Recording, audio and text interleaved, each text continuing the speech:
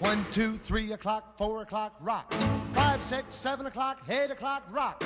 9, 10, 11 o'clock, 12 o'clock, rock. We're gonna rock around the clock tonight. Put your glad rags on. Join me home. The 1950s ushered in changes to pop culture that would leave a lasting impression on American society. The first of these changes was the advent of television. Television was by far the biggest technological marvel of the 1950s.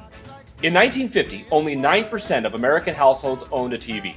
By 1960, 90% owned a television. In 1956, the Federal Communications Commission, or the FCC, expanded TV shows. This was the dawn of the golden age of television. TV program expanded beyond 500 shows by the mid-1950s. The advent of television introduced American mainstays, like the TV Guide magazine and TV dinners. TV Guide was a magazine that could be bought at the checkout stand of the supermarket that told you what shows would be coming on at what time and on what channels. It's a lot like the guide option you have today on satellite television. The TV Guide introduced viewers to new channels, new shows, and TV personalities. TV dinners fed on an era of convenience in the 1950s. It let people sit down in their living rooms, watch television together, and eat a hearty meal. TV programming in the 1950s was dominated by comedy shows and gunslinger westerns. TV personalities like Milton Berle, Lucille Ball, and Jackie Gleason dominated the airwaves. Television shows like I Love Lucy,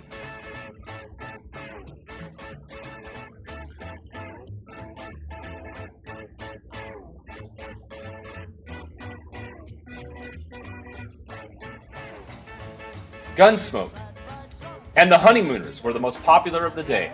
Let's just not discuss it anymore. We won't discuss it anymore. Your mumbo days are over.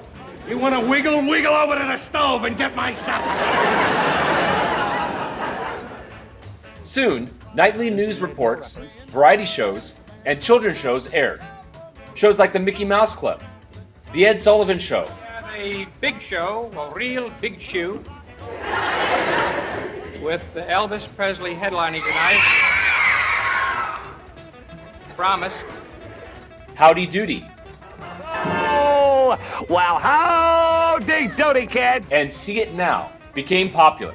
With the dawn of television, critics argued that TV glorified violence and stereotyped women and lacked diversity.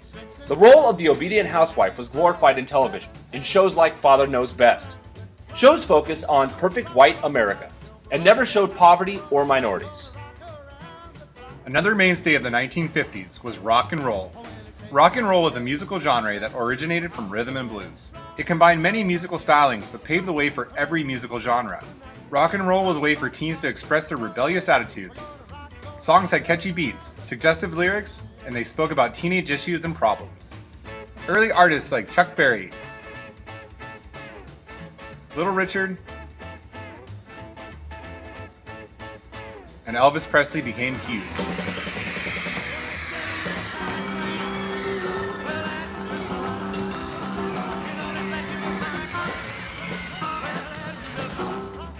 Affluent teens bought up rock albums, and they requested songs on the radio over and over. Constant TV and radio exposure helped bring rock and roll into the mainstream.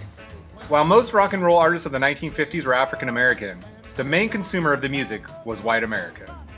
Another aspect of 1950s culture was the beat movement. Combined with rock and roll, it was another avenue for 1950s teens' nonconformity.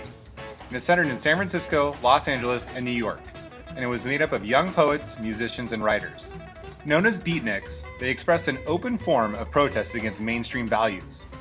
They read poetry aloud in coffee shops, and they resisted materialism and authority. Adults condemned rock music and the Beats as destructive to society.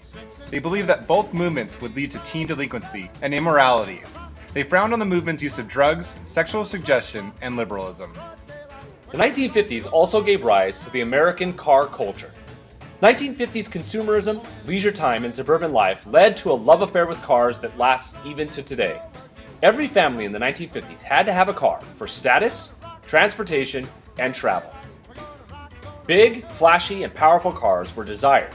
Drive-through restaurants developed. Drive-in theaters were built. And teens began cruising on Friday nights down the main boulevard. Cars also changed American lifestyles. Families took cross-country trips in their cars and went anywhere they wanted at any time. Cars in the 1950s gave American families a liberty that they had never experienced before. New suburban homes were built with garages and driveways for the family car. With the car, the American family and American business would never be the same again. Lastly, the 50s brought about teenage culture. The booming economy allowed teens to stay in school and get generous allowances. Teens lived the high school life, fell in love, had fun, and created an identity. Teens went steady, dated, lived the dream of high school, and had fun. The big school event was a sock hop. Every Friday night, teens would get together in the school gym, take off their shoes, and dance the night away. The teenager became the new consumer base for the business industry. Ads targeted teen attitudes and images to sell soft drinks, music, makeup, and clothes. Movies glamorized the teen rebel, high school relationships, and rock and roll. The most famous example of teen rebellion in the 1950s was the actor James Dean. He drove fast cars, wore denim and leather, and stole the hearts of teenage girls everywhere. Think about how 1950s culture affects your life as a teenager in America today. Before the 1950s, there was no such thing as a teenager. But after the 50s, teenagers had their own music, their own style, they were a new market for businesses, and they had a voice of their own. Without these changes in 1950s culture, your lives would be dramatically different today.